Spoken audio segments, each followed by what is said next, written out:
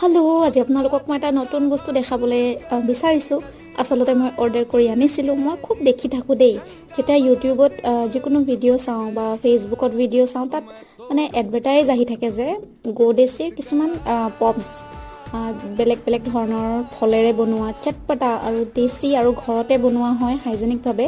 মই ভাবিলোঁ ময়ো অৰ্ডাৰ কৰি চাওঁচোন, আৰু মই অৰ্ডাৰ কৰিছিলোঁ ইমলি পপছ, মানে তেতেলীৰ যিটো মানে চটপটা। আৰু আগতে আমাৰ মাহঁতৰ দিনত, যেতিয়া মাহঁত সৰু হৈ আছিলে, তেতিয়া বোলে এইটো পাইছিলে এনেকৈ চামুচতে লাগি আহে। আইচক্ৰীমৰ যিখন চামুচ, মানে যিডাল চামুচ, আৰু সেই চামুচতে এনেকৈ লাগি আহে। আৰু এতিয়া চাওকচোন, হাইজেনিকভাৱে ইমান ধুনীয়াকৈ এইটো এটা ব্যৱসায় হিচাপে আগবঢ়াইছে। আৰু এইটো মই পইচা দিয়ে কিনিছোঁ দেই, এইটো কোনো মোক ফ্ৰীতে দিয়া নাই। জাষ্ট মানে মই আপোনালোকৰ লগত শ্বেয়াৰ কৰিব বিচাৰিলোঁ। আপোনালোকে যদি খাব বিচাৰে কিনি পেলাই খাব পাৰে।